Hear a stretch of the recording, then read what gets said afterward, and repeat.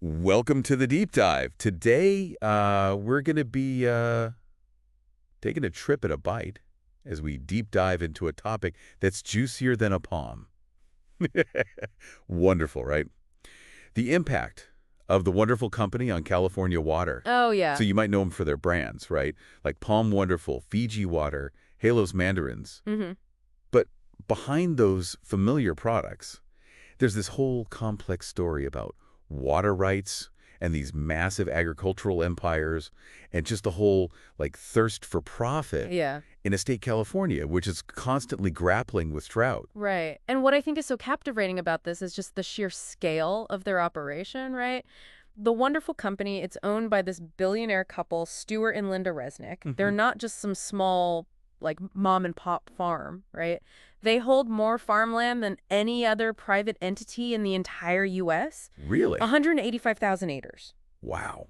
To put that into perspective, that's enough land to fit, four San Franciscos. 4 San Franciscos. Uh, That's just mind-boggling. yeah. And all of that land needs water, especially in a state that's as dry as California. So Absolutely. how do they even manage to acquire so much water when it's such a precious resource in that state? Well, this is where our deep dive really begins, right? There's this story about this massive underground reservoir. It's known as the Kern Water Bank. Okay. It was actually built back in the 90s using $74 million of taxpayer money, Wow. intended for public use. Right. But there was this very controversial move where control of the Kern Water Bank kind of shifted to 5 public water districts Mm-hmm. and one private company, Westside Mutual Water Company, West Side Mutual Water Company. which, and this is the kicker, is owned by Stuart Resnick. Oh, okay. So the deal was made back in 1994 in this kind of secretive meeting in Monterey Bay, Hmm. involved government officials and corporate farmers, Mm. including, you guessed it, the Resnicks. So hold on, just to be clear,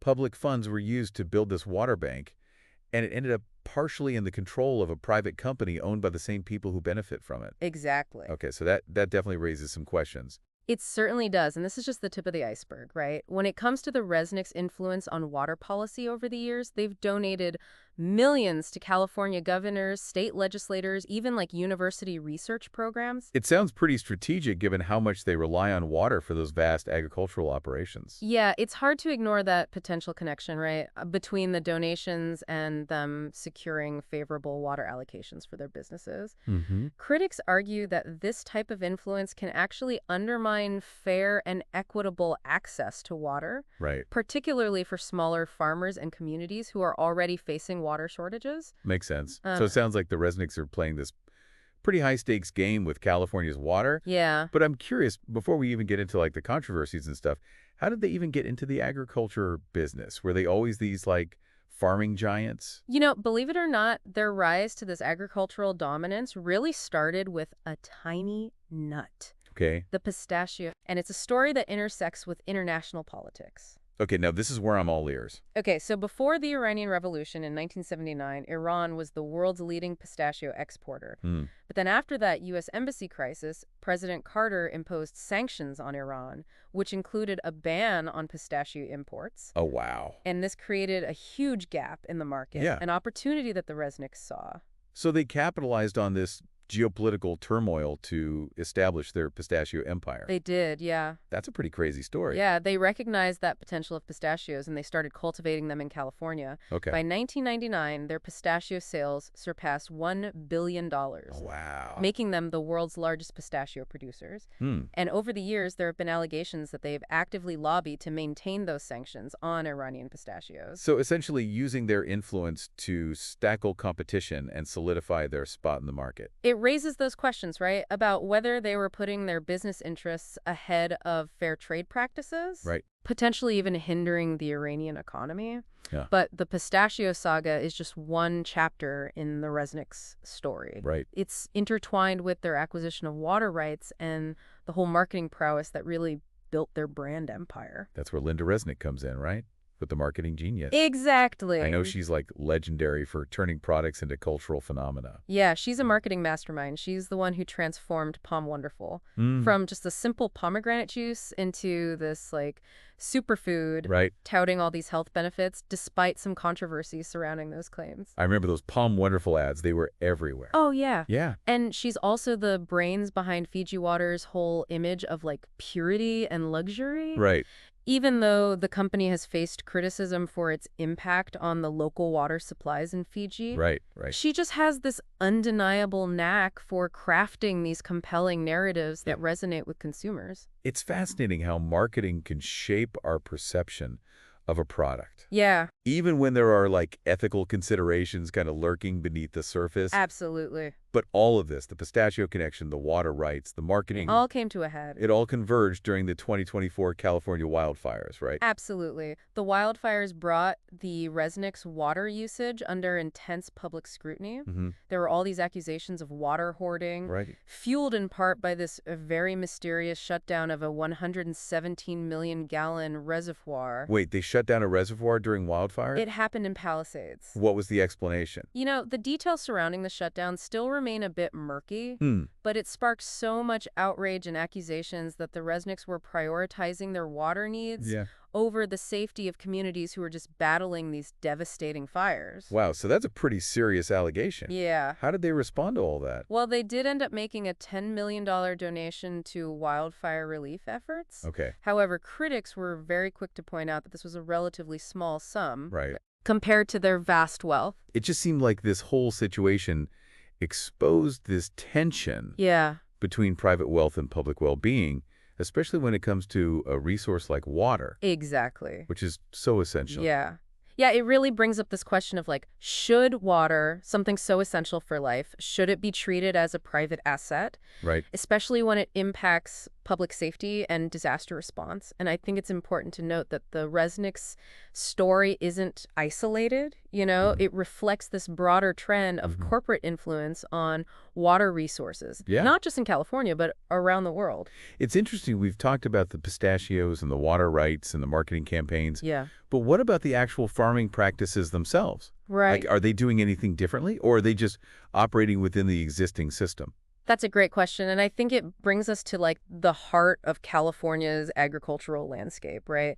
One thing to consider is the type of crops they're growing Okay. at pistachio. Mm-hmm. Two of their like major products, they're incredibly water intensive. Okay. Just to give you an idea, a single almond requires over a gallon of water to produce. Over a gallon for one almond. That's crazy. I never realized how much water goes into producing these nuts.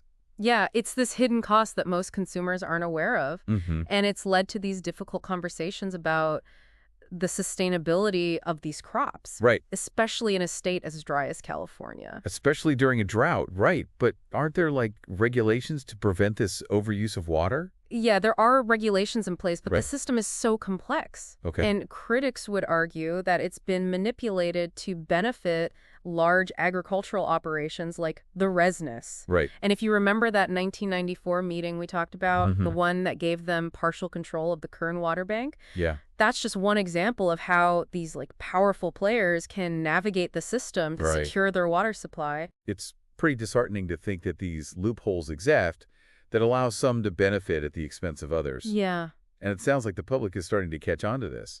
they are. What's been the reaction? Public outrage has been growing, particularly after the 2024 wildfires. Right. People are demanding more transparency and accountability when it comes to water allocation. Yeah. They're questioning why billionaires like the Resnicks are seemingly allowed to amass so much water, Yeah. while communities face shortages and the devastating consequences of drought and fire. So what are the solutions here? Like, can California's water system be reformed to ensure fairness and sustainability? Well, that's the million-dollar question, isn't it? Right. Some argue that the entire water rights system needs to be completely overhauled, like moving away from a model that prioritizes private ownership towards one that emphasizes the public good Okay. and environmental stewardship. Yeah. Others advocate for stricter regulations on water-intensive crops Mm-hmm. and greater investment in water conservation technologies. It sounds like a very multifaceted challenge with no easy fix. It is. But doing nothing just isn't an option, especially with climate change, Right. intensifying droughts. Yeah. Water scarcity is a global issue. Absolutely. You're right. And the Resnick story, it's like a microcosm of the larger challenges we face Okay. in managing a finite resource like water. Mm-hmm. It's a wake-up call that Yeah. we need to start thinking differently about water rights, Okay. corporate responsibility, Yeah. and the future of our planet. It's interesting because we've covered a lot, from their pistachio empire Right. to those like controversial marketing tactics Yeah. and the public outcry over the water hoarding during the wildfires. Mm-hmm. It's clear that they built a successful business, but at what cost? That's the thing. That's what makes this whole story so compelling. Right. It forces us to like grapple with these uncomfortable truths Yeah. about wealth and power and resource allocation. It challenges us to examine our own consumption habits Right. and consider the ethical implications of the choices we make. Like, do we really need to be buying almond milk lattes if it means contributing to water scarcity in California? Right, and that's a personal decision, of course. Of course. But it's those kinds of questions that we need to be asking ourselves. We can't just blindly trust that the system is working in everybody's best interest. Right. We need to be informed, engaged, Yeah. and willing to hold those in power accountable. That's a really powerful message. Yeah. So what are some key takeaways from all this? What do you think our listeners should be walking away with? I think there are a couple of really important points to remember. Okay. First, water is a precious resource, and we need to treat it as such. Mhm. We can't afford to let private interest control access to this vital element of life. Right. Second, corporate influence can have a really profound impact on policy decisions, Mhm. often at the expense of the public good. Yeah. We need to be aware of these dynamics Okay. and demand greater transparency and accountability from our elected officials. Okay. And finally, we as consumers have a role to play Mhm. in shaping a more sustainable future. Right. Our choices matter. Yeah. We can support businesses that prioritize ethical and sustainable practices and Yeah. advocate for policies that protect our shared resources. Every little choice we make has an impact, right? Exactly. So it's about making conscious decisions, both as individuals and as a society. That's the key. Yeah. And this isn't just about California. This is about the future of water security for everybody. Right. It's a complex issue, but one that we just can't ignore. We need Right. to be having these conversations, Yeah. asking tough questions, Mhm. and demand better solutions. Well, on that note, we'll be right back after a word from our sponsors. And we're back, continuing our deep dive into the wonderful company and just their overall impact on California's water. Yeah. It's really a story that sparked a lot of debate, Mm-hmm. and it just brings up those fundamental questions about how we manage this essential resource. It really does, and I think it boils down to this tension Yeah, between private interests and the public good. right. On the one hand, you have that argument for property rights Mm-hmm. and the free market, right? The Resnicks, they purchased that land legally. Right. They're operating within the existing water rights system. So legally, they are within their rights to use the water that they've acquired. That's correct. Okay. But on the other hand, we have to consider those ethical implications Right. of a system that allows a small group of wealthy individuals Right. to control a resource that's so fundamental to life, Right. especially in a state like California, Yeah. that's increasingly vulnerable to drought and climate change. Right. So then what happens when those private profits clash with the needs of the community? Exactly. Especially in times of crisis. Yeah, It seems like a classic dilemma, it is. balancing individual rights with the well-being of the collective. Mm-hmm. And, it's not just about the Resnicks. It's just one example of this much larger trend we're seeing Right. all over the world. Yeah. Corporations and wealthy individuals are buying up water rights Mm-hmm. and often just prioritizing profit over sustainability. Exactly. It's a global issue, but with very local consequences. Right. It's going to require like a shift in our thinking, Mm-hmm. a recognition that water is a shared resource that Okay. needs to be managed responsibly for everyone, Yeah. not just a select few. So where do we go from here? What can our listeners do if they're concerned about all of this?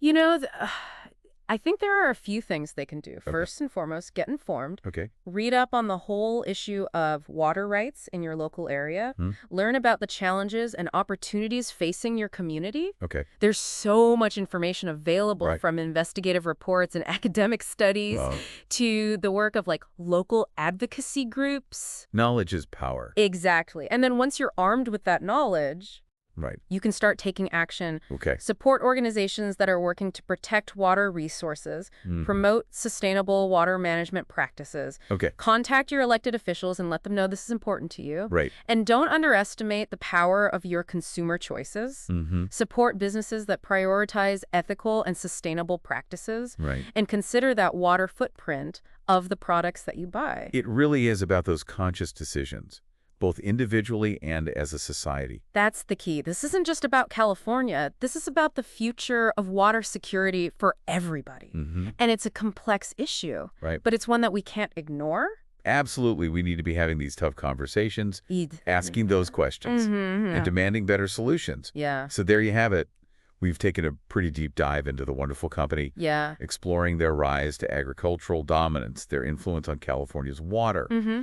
and the ethical questions their story raises. Yeah, it's a tale of pistachios and pomegranates, of marketing mastery and political maneuvering. Right. And ultimately, it's really a story about the challenges that we face in balancing those economic interests Mm-hmm. with environmental sustainability. It's a story that's still unfolding, It is.